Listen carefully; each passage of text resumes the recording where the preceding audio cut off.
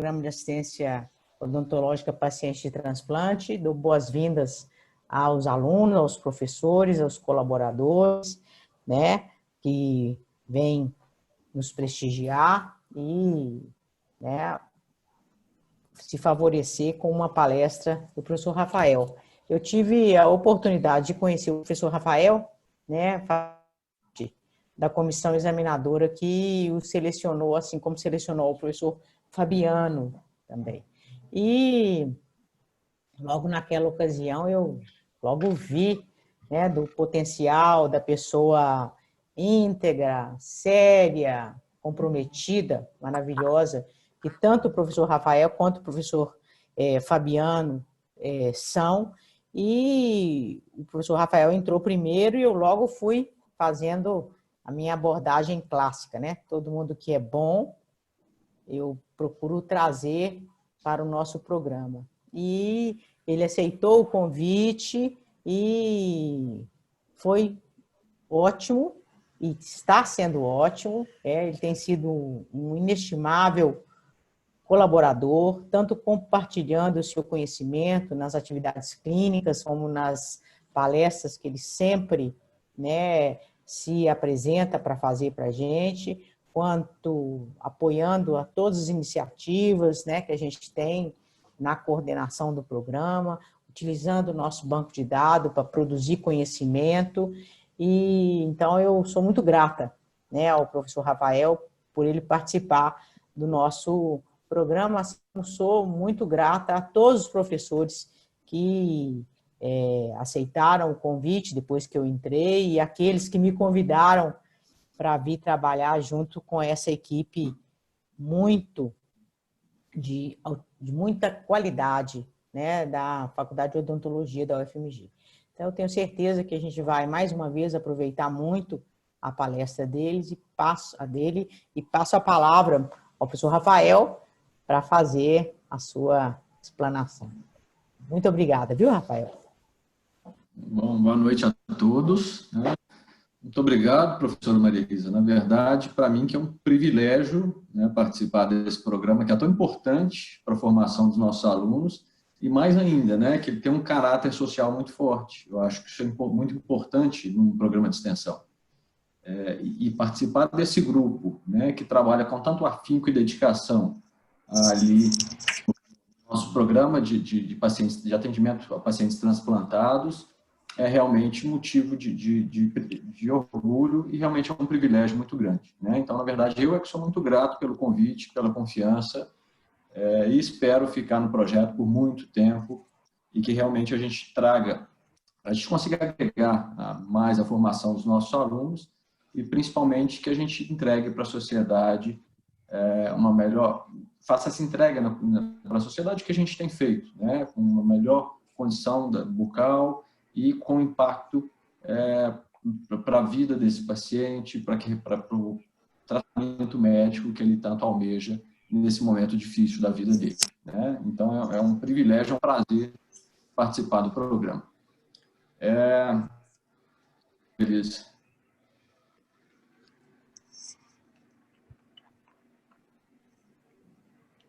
Enio.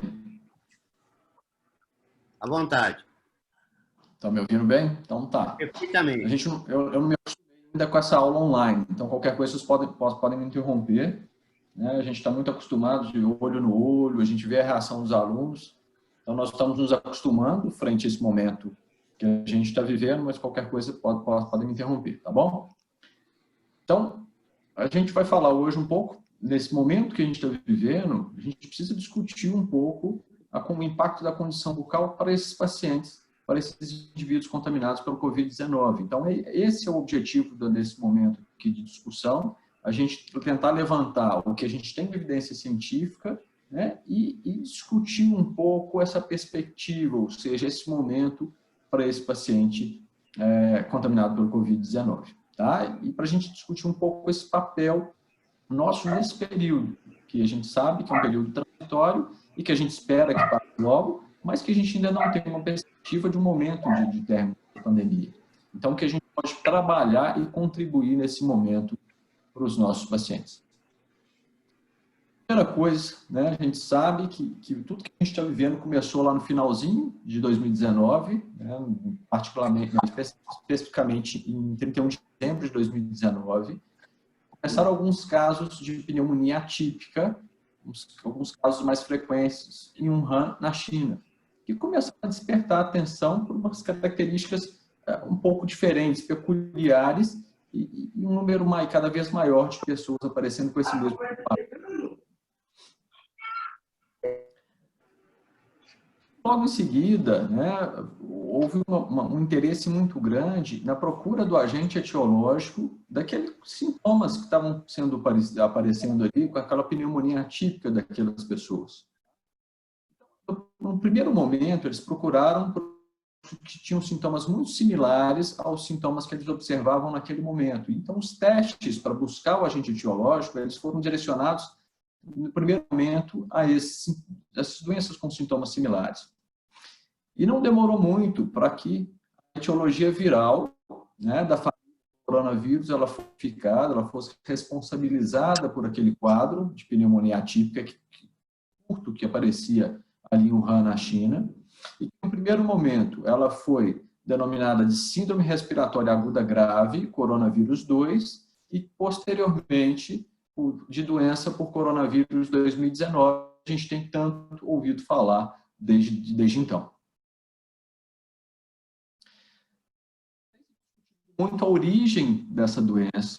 A hipótese primária, né, a hipótese que a gente ouve um pouco mais, é que ela teve origem no mercado de frutos do mar de Wuhan. Os primeiros pacientes que chegaram aos hospitais de Wuhan são pacientes que tiveram algum vínculo com o mercado de frutos do mar. Por isso, né, nesse estudo epidemiológico, apontou-se inicialmente para uma causa comum ali nesse mercado de frutos do mar. Tá? É um mercado, apesar de frutos do mar, ele vem de uma série de animais diversos, né? Animais diversos.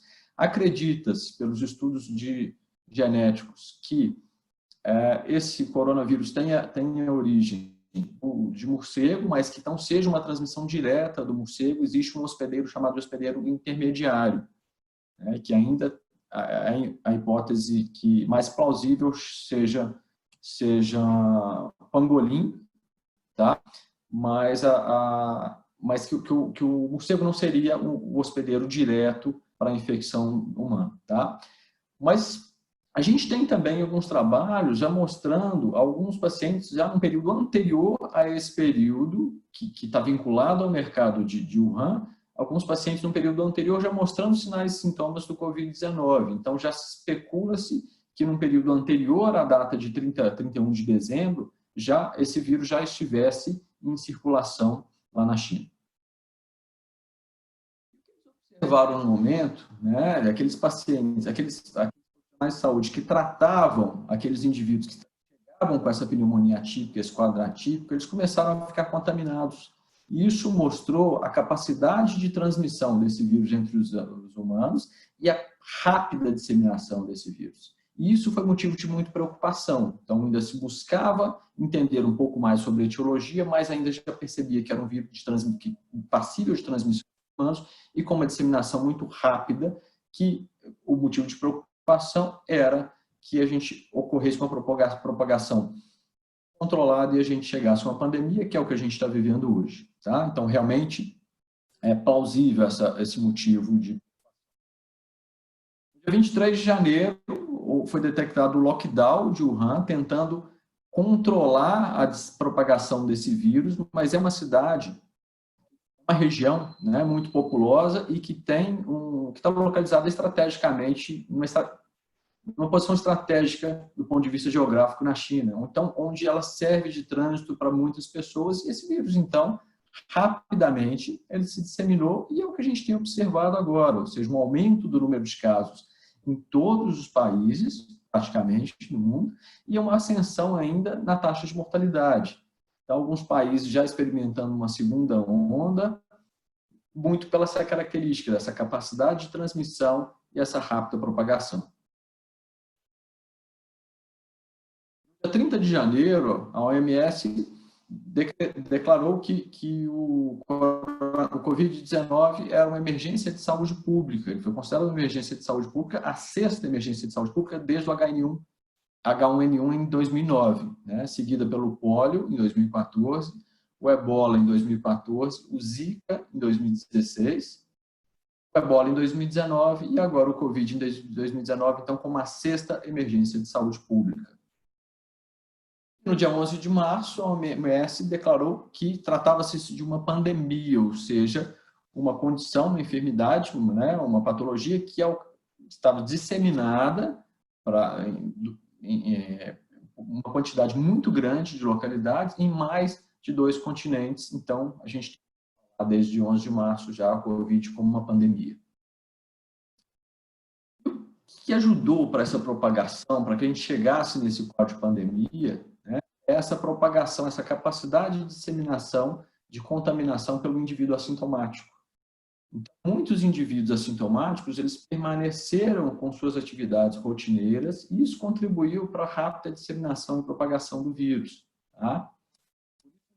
Tanto essa quarentena que a gente tem discutido, por essa capacidade do assintomático contribuir para essa disseminação e propagação do vírus. E muitos indivíduos também são indivíduos que têm sintomas leves e sintomas muito inespecíficos. Tá? Sintomas muito parecidos, por exemplo, com sintomas gripais, que fazem com que esse indivíduo também mantenha a sua rotina de trabalho, de estudo e continue contribuindo para essa propagação e para essa disseminação desse vírus, como a gente tem observado durante esse período. A transmissão ela ocorre por contato próximo e por gotículas, e aí a grande preocupação, na nossa profissão, nós estamos muito susceptíveis a essa contaminação em função do nosso trabalho tão próximo muito próximo. Produz muito aerossol, nós somos muito expostos a essas gotículas. Então, essa é a grande preocupação e, por isso, a instituição de barreiras físicas, hoje, a obrigatoriedade de uso de máscara para tentar conter essa propagação e essa disseminação. O tempo de incubação médio, né, é de 3 a 9 dias e acredita-se que muitos dos casos que transmissão, muitos casos, eles são contaminados num período anterior ao aparecimento de qualquer sintoma. Então, a importância dessas barreiras, porque muitos indivíduos realmente são assintomáticos e estão contaminando essas pessoas. Então, acredito que a maioria dos casos de contaminação, eles foram transmitidos por pessoas assintomáticas, ou seja, nesse período onde ainda não apareceu o sintoma. Quando nós falamos em período de incubação, é um período desde a contaminação até o aparecimento dos primeiros sintomas. Então, eu li um trabalho outro dia, falando que alguns casos podem ter até um período, para o Covid-19 especificamente, a gente pode ter até um período de 24 dias de incubação. Então, é um período extremamente longo. Mas o que a gente tem observado, em média, de 3 a 9 dias, é o período mais prevalente. Eu falei que alguns indivíduos têm a forma leve, né? Isso contribui para que eles mantenham suas atividades rotineiras, então eles têm uma atividade de forma leve da doença, mas alguns indivíduos podem desenvolver a forma grave da doença. Aqueles indivíduos são considerados indivíduos dos grupos de risco. Né? Nós falamos muito de grupos de risco. São indivíduos acima de 65 anos, indivíduos diabéticos, hipertensos, ou com algum outro tipo de doença cardiovascular. Então, esses são os 4 grupos de risco para desenvolvimento de uma forma mais grave da doença. Um quinto grupo de risco tem aparecido, que são os indivíduos obesos. Então, a obesidade também, em alguns casos, está associada ao desenvolvimento de formas mais graves da doença. Quais sintomas? Os sintomas são muito inespecíficos, né, são muito variados. Predomina, né? Os sintomas que mais predominam nos indivíduos sintomáticos são febre e tosse. Febre, sem sombra de dúvida, é o sintoma frequente, em torno de 88% dos casos. Mas a tosse também é um sintoma bastante prevalente. E aí a fadiga também são sintomas que a gente pode observar naqueles indivíduos sintomáticos. Né? A dispneia e a fadiga. É importante a gente ressaltar que a febre é um sintoma muito frequente, pois ela está presente em aproximadamente 88% dos casos. sintomas. Então, até que o indivíduo tenha febre, ele pode outros indivíduos, e muitos indivíduos não vão desenvolver febre. E essa medição de temperatura ela é interessante, mas ela não é 100% segura, uma vez que indivíduos assintomáticos também podem estar transmitindo o vírus.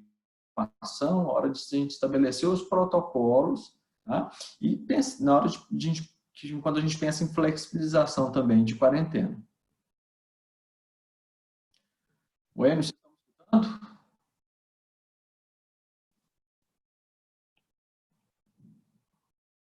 Elisa, tudo bem? Tudo bem, Rafael. De vez em quando dá uma falhada na voz, mas nada que não impeça entender o que você está falando. Sabe? Dá Falando como se muito? fosse uma pausinha. De vez em quando, dá uma pausadinha, mas não impede o entendimento da frase. Uma aluna acabou de me perguntar isso, sabe? Que se estava falhando para Tá. ela. Eu falei, ele falha, mas não impede que você entenda. É como se ele estivesse falando assim, eu estou dizendo, entendeu? Come o S, Tá. mas tá dando para entender. Qualquer coisa vocês me interrompam, tá? Pode deixar. Esse estudo é um estudo bacana porque ele pegou os resultados de 4 trabalhos. Os estudos são muito recentes, né? De 4 trabalhos epidemiológicos em relação ao Covid, basicamente verificando os sintomas, tá? Então a gente observa que a febre é o mais prevalente em todos, mas mesmo assim existe uma mudança na prevalência. Então eu tenho estudo mostrando lá, por exemplo, 83% de indivíduos com febre e estudos mostrando 98%. Tá?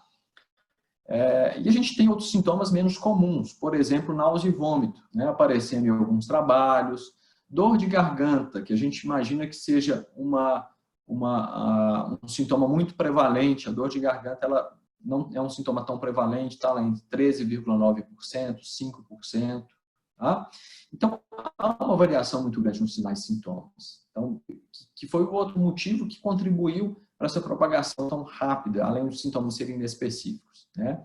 E chama atenção também aqui a variação na taxa de mortalidade. Então, eu tenho estudos com uma taxa de mortalidade de 1,4% e estudos com uma taxa de mortalidade de até 15%. Então, também uma discrepância muito grande na taxa de mortalidade, ou seja, claro que a gente precisa entender a metodologia desses estudos, mas a gente precisa entender também que fatores nos tornam mais suscetíveis ao desenvolvimento, por exemplo, de formas mais graves, de formas mais sintomáticas, inclusive até ao óbito decorrente do Covid-19.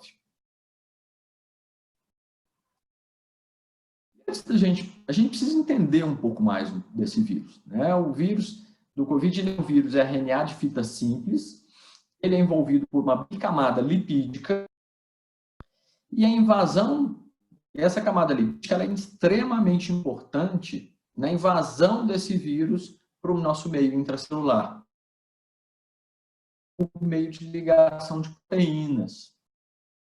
Então, essa proteína, a proteína S do COVID, ela vai se ligar a um receptor da nossa membrana celular, receptor ACE2. Uma vez que ele se liga, essa ligação vai permitir a fusão dessa camada lipídica viral com a membrana celular do hospedeiro, favorecendo o quê? A invasão do vírus, ou seja, o material genético do vírus atinge ou encontre o meio intracelular, e aí a gente vai ter uma transmissão virais, replicação do vírus e morte celular. É dessa forma que o vírus vai entrar para o meio intracelular e causar todas essas complicações que a gente tem acompanhado desde janeiro, desde o início do ano. Então, essa ligação, né, com essas proteínas na nossa membrana, da parede, da nossa membrana celular ACE2, esses receptores eles vão estar em abundância no pulmão, no coração e no rim. Então, isso explica muito da complicação que a gente observa associada ao Covid-19. Então, a gente tem um número de receptores muito significativos com essa proteína S do COVID no pulmão e no coração e no rim. Por isso, a gente observa indivíduos com complicações pulmonares, com complicações cardíacas e renais. O tratamento do COVID, né? Não existe um tratamento antiviral específico para o COVID. Basicamente, o tratamento é um tratamento de suporte. Os indivíduos de forma leve e moderada, basicamente o tratamento será hidratação, nutrição adequada, controle da febre e controle da tosse. Normalmente são indivíduos que têm uma boa evolução desse tratamento. Mas os indivíduos mais graves, nos indivíduos mais graves pode ser necessário, por exemplo, inalação de oxigênio e ventilação mecânica. Tá? E vai ser importante, isso tem um impacto importante para a gente, que nós vamos discutir um pouco mais para frente. Complicações. A gente já viu como o COVID invade o meio celular e quais são os principais órgãos suscetíveis a essa invasão e dano pelo COVID-19. As principais complicações associadas ao COVID são síndrome respiratória aguda grave, lesão miocárdica e com a infecção. A invasão, né, a união do vírus aos receptores pulmonares vai permitir a invasão dos alvéolos e isso pode gerar um quadro respiratório, complicações respiratórias muito graves em alguns pacientes.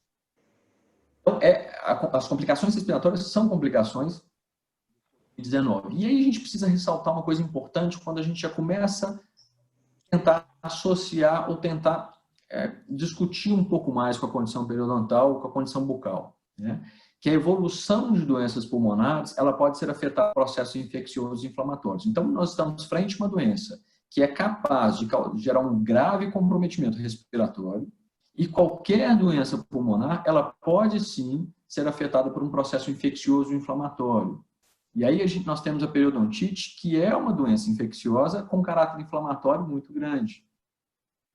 E uma segunda complicação do COVID-19, que é a co-infecção, ela está muito mais associada a bactérias do que a outros tipos de vírus. E as infecções bacterianas, elas têm sido responsabilizadas com essa pneumonia atípica que a gente observa no COVID-19. Então, considerando essas complicações, ou seja, o comprometimento respiratório com a infecção, precisa ressaltar esse papel da periodontite como uma infecção de origem bacteriana que gera uma carga inflamatória muito grande, onde eu tenho um grupo diverso de bactérias e que podem, talvez, contribuir ou ter um efeito cinético nessas complicações associadas ao COVID. A periodontite é uma doença prevalente, crônica, que afeta os tecidos de suporte dental e que tem uma prevalência aumentada com idade e com diabetes. Então, é uma doença de origem bacteriana, nós estamos falando da nossa preocupação com a infecção. Estamos falando de uma doença que está muito prevalente em pacientes mais velhos e em pacientes diabéticos.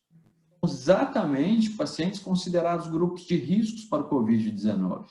Então, esses pacientes que já têm uma comorbidade, por exemplo, o diabético, que é uma comorbidade, que já tem um risco para uma doença mais grave, e a chance dele ainda apresentar uma infecção periodontal maior, será que isso pode ter impacto na evolução da doença desse paciente? É isso que a gente precisa discutir aqui. A gente observa que os indivíduos com idade avançada e diabéticos são indivíduos com maior gravidade da infecção pelo COVID e maior taxa de mortalidade. Então, isso é um motivo de preocupação. A gente precisa discutir um pouco mais e ver o que a gente pode fazer nesse período. Quando essa vacina vai sair, né? E o que a gente pode fazer até lá. A relação entre diabetes e periodontite, a gente sabe que o diabetes é um fator de risco para a periodontite. Se eu for um especialista hoje, eu queria ser contratado para conversar sobre a medicação. Alguém com o microfone aberto aí. Desculpa, já pedi para fechar, Rafael. Perdão aí, já controlei aqui. Tudo bem. O som melhorou, Enio? Melhorou sim, Rafael. Melhorou. A evidência científica que a gente tem é de que a infecção periodontal Agora sumiu. Extremamente. Sumiu? Sumiu. Voltou? Voltou, Rafael. Voltou. Voltou? Essa revisão sistemática ela é extremamente robusta e ela mostra que indivíduos sem diabetes, tá? A periodontite ela contribui para o aumento dos níveis de hemoglobina de glicose em jejum e maior prevalência de pré-diabetes. Ou seja, o indivíduo não tem diabetes, mas só o fato de ele ter periodontite pode ter esses parâmetros glicêmicos com prevalência de pré-diabetes. E a periodontite grave, olha só que interessante, periodontite grave em indivíduos sem diabetes, ela está associada ao maior desenvolvimento de diabetes. Vamos lá para o indivíduo com diabetes tipo 2. O que a evidência científica traz para a gente? A periodontite está de hemoglobina glicada e a periodontite está associada a maior risco de complicações associadas ao diabetes. O problema do diabetes, né? O diabetes, existe uma diferença grande para o diabetes compensado e descompensado. O problema do diabetes é o descontrole, é a hiperglicemia. Então, todas as alterações que a gente observa associadas ao diabetes, elas estão associadas à hiperglicemia. Quanto maior o nível glicêmico, maior o descontrole, maior o meu risco. Então, o risco, por exemplo, de alterações visuais, o risco de doenças cardiovasculares, o risco de alterações renais. Então, nesse paciente que já é diabético, que já tem um risco para uma forma grave do COVID, se ele tem periodontite, ele pode ter os níveis maiores de hemoglobina glicada, por exemplo, maiores riscos de complicações, por exemplo, suscetibilidade à infecção. Que isso pode impactar a evolução do tratamento diabético, do tratamento do paciente diabético em relação ao COVID. E essa outra revisão sistemática mostra uma coisa muito interessante também, solidifica esse conceito, mostrando que o tratamento periodontal, ele resulta em redução significativa nos níveis de hemoglobina glicada, ou seja, quando eu resolvo a condição periodontal, isso melhora os níveis glicêmicos do paciente. Por que isso é importante? Para a gente, nesse momento, onde a gente não pode dar um atendimento clínico para o nosso paciente, mas a gente pode fazer muito por ele. Mesmo de forma virtual, se a gente reforça os cuidados de higiene oral, se a gente entra em contato com os nossos pacientes lá do projeto, tá? Para reforçar, para conversar sobre o cuidado, isso tem um impacto significativo para esse paciente. Não sei até quando a gente vai ficar sem vacina. Será que algum dos nossos pacientes eles pode, no futuro próximo, ser contaminado? E aí, olha que a gente tem trabalhos mostrando, trabalhos clássicos, que só da gente orientar o paciente, eu não vou fazer nenhuma intervenção, a não ser orientação. Se eu oriento esse paciente com periodontite, na melhora do seu controle, né, de higiene oral, a gente consegue reduzir o percentual de sítios com sangramento da sondagem, reduzir profundidade de sondagem, ganhar inserção, reduzir quantidade de bactéria e alterar qualitativamente o biofilme dental. Então, olha o impacto disso, aquele paciente que às vezes está um pouco descompensado, do ponto de vista do seu controle. Se a gente reforça, e aí talvez um trabalho para os monitores, para os próprios alunos, se a gente reforça esses cuidados, eu posso estar diminuindo o sangramento, diminuindo carga bacteriana num paciente que pode ser contaminado pelo COVID daqui 15 dias, daqui a um mês. Olha o nosso papel, quão importante isso é. Pensar. A relação de periodontite com doenças sistêmicas, isso se deve ao caráter da periodontite, ao seu caráter infeccioso. Isso, claro, inclui inclusive as doenças respiratórias. 4 mecanismos principais explicam essa relação, ou tornam possível essa relação entre periodontite e doenças respiratórias. O primeiro mecanismo fala que os patógenos morais eles podem ser aspirados diretamente para os pulmões e, consequentemente, causar infecção. Esse é o primeiro mecanismo que torna plausível essa relação. O segundo mecanismo fala de que proteínas salivares da periodontite elas podem modificar aquela superfície mucosa do trato respiratório e quando elas modificam, elas vão favorecer a colonização bacteriana. Então, fica mais fácil para adesão e colonização bacteriana. Então, também favorecendo a infecção. O terceiro mecanismo que torna isso plausível fala da capacidade das enzimas hidrolíticas que são produzidas lá pelas bactérias periodontopatogênicas. A capacidade de destruir o filme salivar, que é um tipo de proteção contra bactérias patogênicas. Então, também favorecendo a infecção. Por último, o quarto mecanismo, aquelas citocinas, ou seja, aquela carga de mediadores inflamatórios produzidos na periodontite, elas são alteradas nas periodontais e vão alterar o epitélio respiratório, favorecendo a colonização por patógenos respiratórios. Então, esses quatro mecanismos explicam bastante essa relação. Esse estudo é um estudo muito interessante de 2019, que ele avaliou o impacto da condição clínica periodontal na função pulmonar de indivíduos com DPOC, com doença pulmonar obstrutiva crônica. E o que ele observou? Ele observou que a gravidade da obstrução pulmonar ela aumentou com a piora dos índices periodontais específicos, ou seja, a pior condição periodontal foi associada a uma piora pulmonar. Porphyromonas gingivalis, que é um patógeno periodontal muito importante, apresentou significativa correlação com a função pulmonar em indivíduos com DPOC, ou seja, maior quantidade de Porphyromonas gingivalis, pior função pulmonar. Dando a capacidade da periodontite de impacto. Está aparecendo para mim uma mensagem de internet. Estão me ouvindo? Estou ouvindo, mas está pausado. Rafael, a instabilidade, que eu estou acompanhando aqui na estatística, provavelmente está aí na origem da sua internet. Algumas estão oscilando aqui de alguns usuários, mas aqui, vamos falar, na coordenação do Zoom, está funcionando normal. Então, tem duas possibilidades para você estabilizar. Dá licença. A primeira é, ou você muda de lugar para ficar mais próximo do modem, para poder receber melhor a transmissão. E a segunda possibilidade, que aí causa mais transtorno, é a saída e o retorno para ver se estabiliza. Eu estou do lado do modem, sabe, Enio? Agora está sem falha. Posso dar uma sugestão? Pode. Ô, Rafael, claro também, se vocês não se importarem. Testa desligar a sua câmera para que a sua internet mande apenas o áudio e não a sua câmera também. Porque talvez fique pesado ele mandar os dois, entendeu? Tá. Ótimo. Obrigado, Lé. Vocês querem que volte alguma coisa? Não, você estava falando que quanto maior a proporção de porfiromonas, maior o impacto da função pulmonar. Isso. Então tá. E mais interessante, outro dado interessante desse trabalho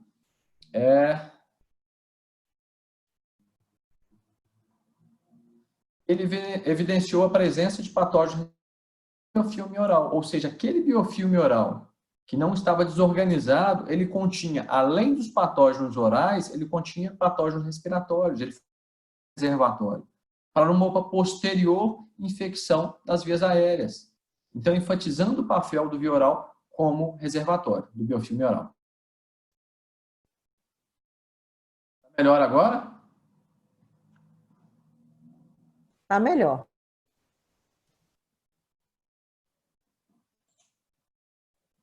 Engraçado, eu desliguei a câmera. Isso para passar. Essa revisão sistemática é uma revisão sistemática muito recente, agora de 2020, de um grupo brasileiro, e eles avaliaram a relação entre periodontite e doença respiratória. O que eles observaram? Eles observaram que a infecção periodontal ela está associada ao maior risco de doenças respiratórias, incluindo pneumonia, com um risco 3 vezes maior, ou seja, quem tem periodontite tem um risco 3 vezes maior de desenvolver pneumonia de que quem não tem. DPOC com risco de 1,78 e asma com risco de 3,54. Ou seja, embasando isso tudo indo até agora nessa relação entre periodontite e condição respiratória e provável impacto para o indivíduo com Covid-19. Baseado em tudo que a gente discutiu, a periodontite ela pode contribuir para o agravamento do quadro de insuficiência respiratória Covid-19 e para o desenvolvimento de pneumonia, com impacto no aumento do tempo de internação, na morbidade e na mortalidade associada a essa infecção. E aí vale a gente ressaltar também que na abordagem do quadro respiratório do indivíduo com Covid, em muitos casos vai ser necessário instituir a ventilação mecânica. E a ventilação mecânica, ela pode estar associada ao risco de pneumonia associada à ventilação mecânica. Ou seja, ela tem é uma condição que aumenta o risco de pneumonia associada à ventilação mecânica. Nada mais é do que uma infecção hospitalar que vai se desenvolver de 48 a 72 horas após a intubação e que tem uma taxa de mortalidade muito alta. Taxa de mortalidade em alguns trabalhos é em torno de 50%. Então, o indivíduo vai ser por um motivo e é possível que ele tenha um agravamento do seu quadro ou vá até a óbito em função de uma infecção que não foi a causa de sua internação. Tá? E nessa ventilação mecânica, a gente tem o quê? Há uma redução do fluxo salivar, somada a uma higienização insatisfatória e uma resposta imunológica inadequada. Com isso, isso vai favorecer uma colonização bacteriana e também um risco maior do desenvolvimento da pneumonia associada à ventilação mecânica. Então, mais uma vez, aquelas bactérias que estão lá no biofilme dental, sejam bactérias orais ou sejam bactérias respiratórias, elas podem contribuir para o desenvolvimento da pneumonia nosocomial nos indivíduos internados com Covid-19. Esse é um trabalho do nosso grupo de periodontia lá da UFMG, que a gente quis avaliar justamente isso. Se o indivíduo com periodontite, lá na unidade de terapia intensiva, ele tinha um risco maior de desenvolvimento de pneumonia associada à ventilação mecânica do que o indivíduo com periodontite. E o que a gente observou nesse trabalho, publicado agora em 2020, foi que indivíduos com periodontite são mais susceptíveis ao desenvolvimento de pneumonia nosocomial, com risco de 2,55%.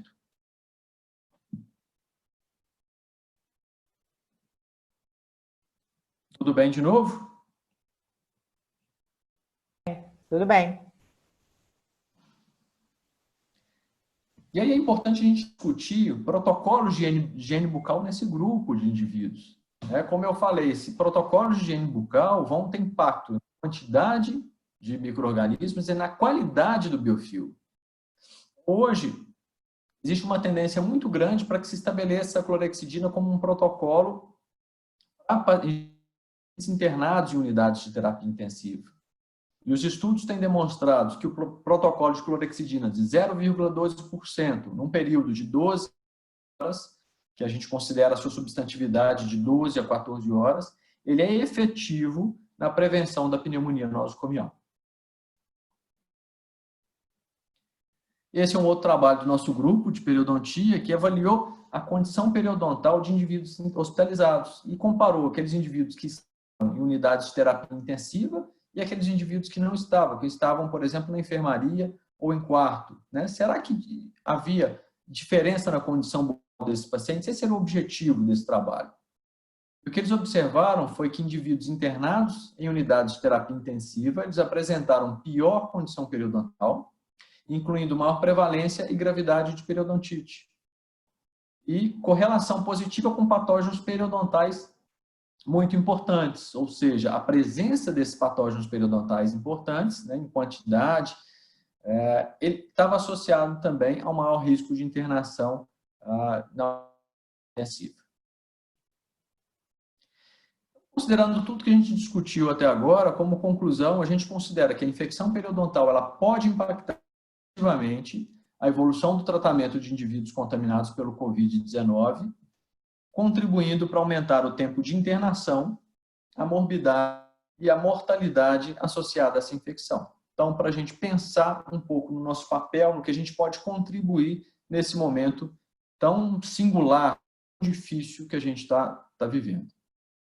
Eu agradeço, mais uma vez, pelo convite a todos, a professora Maria Elisa. Peço desculpas se na internet, mas espero que tenha sido efetivo, que essa comunicação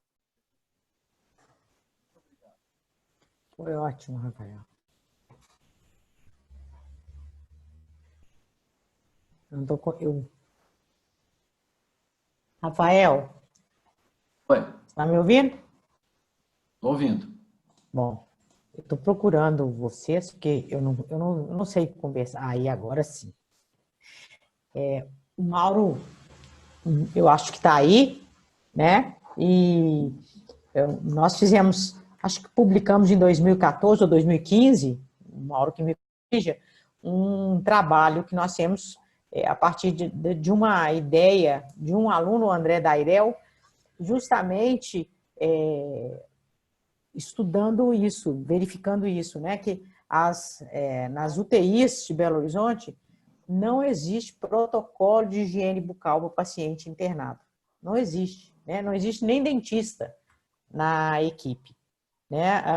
Dos hospitais, a gente verificou praticamente todos os hospitais tinham UTI, só um hospital que não quis participar da pesquisa, e ficou muito claro para a gente. Primeiro, não tinha dentista, não era dentista que estabelecia o pretenso protocolo, o protocolo era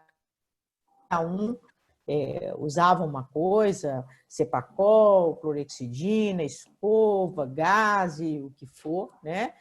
E as pessoas não tinham essa consciência, né? E não faziam preliminarmente, muitas vezes tem dificuldade mesmo, dependendo da gravidade do paciente, né, na internação, de fazer uma avaliação periodontal desse paciente, para poder estabelecer, né, qual que é o melhor protocolo dele. E isso tudo que você mostrou aí, né, vem confirmar a gravidade da condição. E eu quero dizer que no programa, né, os bolsistas, eles criaram um grupo, né, dos pacientes que compareceram, e a gente está tentando ampliar esse grupo para os outros pacientes, para a gente comunicar por WhatsApp, onde estão justamente essas instruções, né, onde eles orientam os pacientes sobre a necessidade deles terem esse cuidado de higienização, para não piorar a condição dele, tanto que é importante ter esse controle, além de outras orientações, né, como se cuidar nessa época de pandemia, né? Então, eu quero te agradecer, a aula foi excelente e quero abrir para quem quiser perguntar o que quiser, professor Rafael.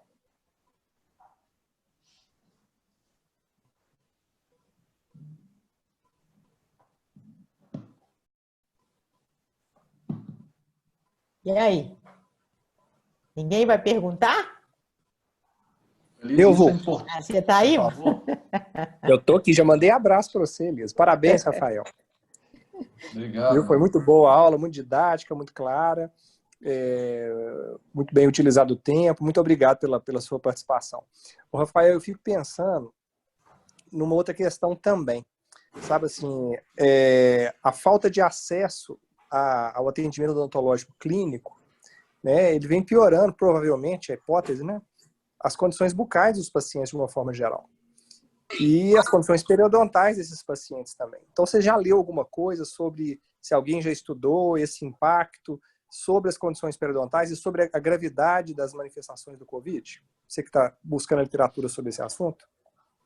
Não, Mauro, eu não vi nesse sentido, né? Mas acredito realmente que o acesso está mais difícil e provavelmente aquele paciente que estava instável, né? A gente sabe da importância para um programa de manutenção periodontal para o indivíduo susceptível, né? Que já passou por uma fase de tratamento. Isso é extremamente importante. Então, a falta de atenção, a falta de tratamento, com certeza, vai contribuir para impactar ou para uma piora dessa condição periodontal.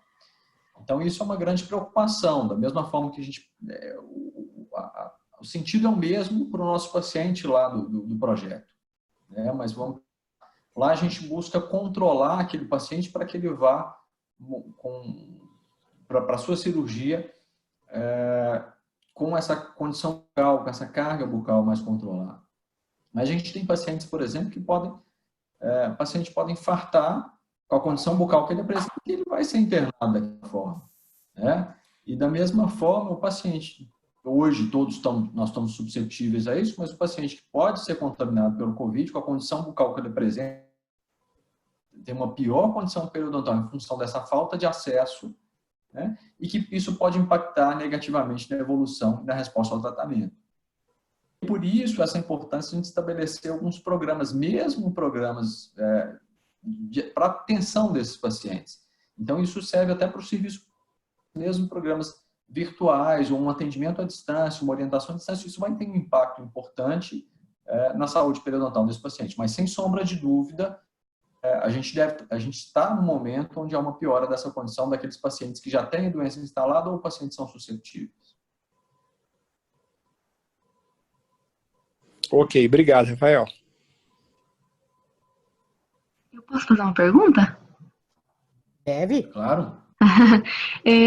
Porque uma dúvida que eu tenho, que eu acho que está um pouco relacionada só ao tema, é o seguinte: dizem que a clorexidina, ela não tem ainda nenhum estudo, né, que mostre, assim, pelo pouco tempo que temos de pandemia, que mostre a eficácia da clorexidina em enxaguatórios bucais para anulação do vírus da SARS-CoV-2.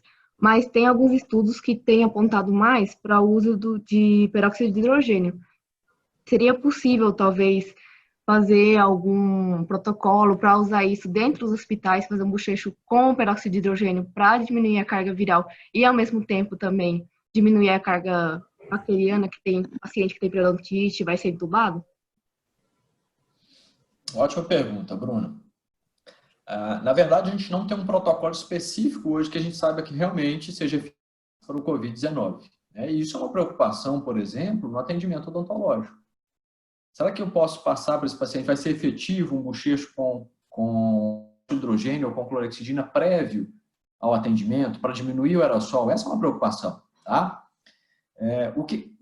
Inicialmente, houve um interesse muito grande pelo peróxido de hidrogênio. Então, ele foi um protocolo, uma diminuição de 3:1, e depois começou a se associar com a clorexidina 0,2%, mas ainda não existe um consenso.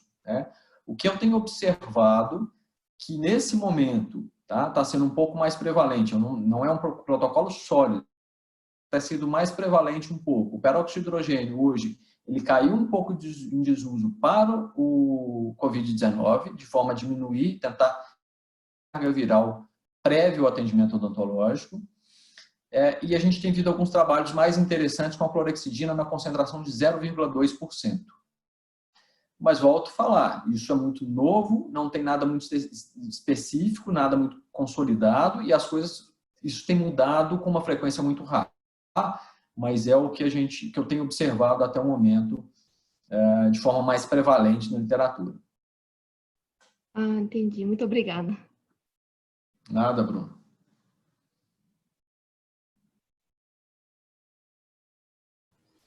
Alguém mais se habilita, quer fazer uma pergunta? Por favor.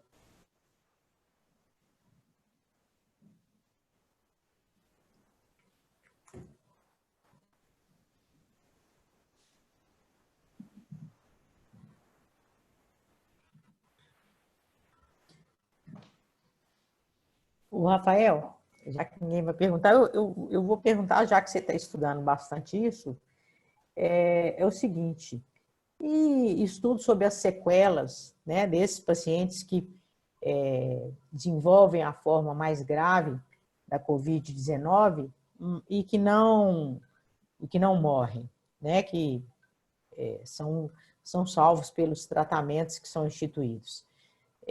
Você pode me dizer sobre as sequelas? Que tipo de sequela? Pode ser sequela, doença capilar, por exemplo? Já que tem, esse vírus é um vírus que ataca esses órgãos, né? Pulmão, coração, rim, né? Que tipo de problema que ele pode deixar? Tem alguns estudos já que com um período um pouco maior, né, apesar do tempo restrito, alguns estudos longitudinais, apontando isso. Né?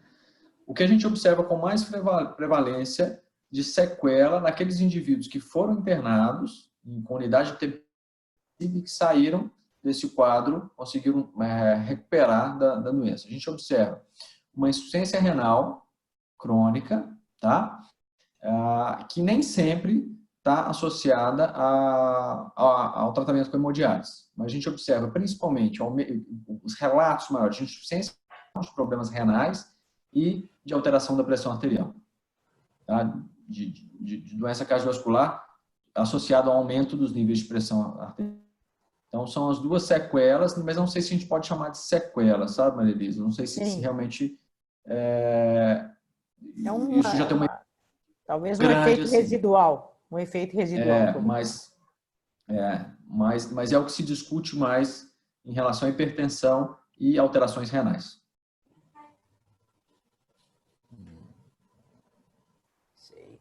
Muito novo, né? E as coisas têm mudado muito. Todo dia, né? Ações é enorme de Covid. A utilização do peróxido no princípio da pandemia foi muito grande, né? E aí depois, quando falaram que não adiantava mais, aí foi aquele desânimo total, né? Em relação à segurança, principalmente em segurança. Hoje tem uma tendência, o pessoal está muito animado em relação à clorexidina 0,2, né? Eu espero que se mantenha e que realmente ela se mostre eficaz para a gente no tratamento odontológico. Sim. Alguém mais, gente, quer fazer alguma pergunta? Quer colocar alguma coisa?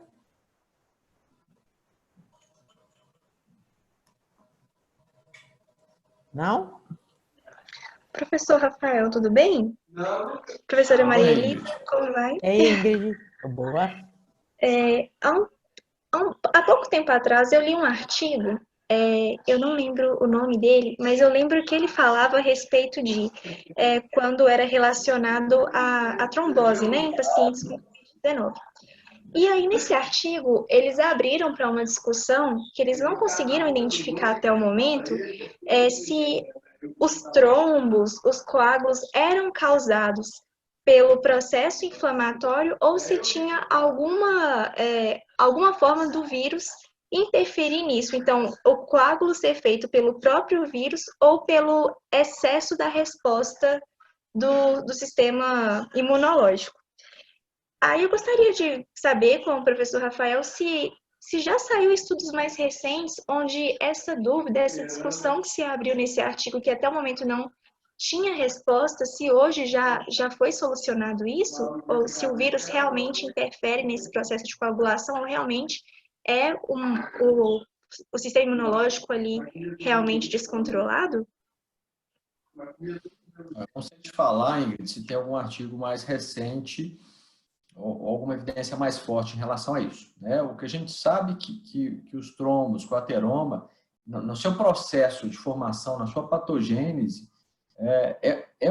existe um quadro inflamatório.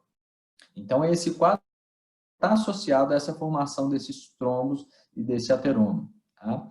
E o que a gente tem observado naqueles indivíduos que são indivíduos de grupo de risco de Covid, são indivíduos que têm um perfil hiperinflamatório. Então, aí a gente cita, por exemplo, o diabético, e aí entra o indivíduo com obesidade, porque a obesidade também é um quadro de hiperinflamação. Tá? Então, esse quadro inflamatório sistêmico mais exacerbado tem sido associado a maior predisposição à formação desses trombos. E a gente ouviu em algum momento aí o tratamento do COVID, por exemplo, com anticoagulantes. Tá? Mas se a gente tem algo mais sólido, mais consolidado, isso eu não sei te falar. Tá, joia. Muito obrigada. Nada.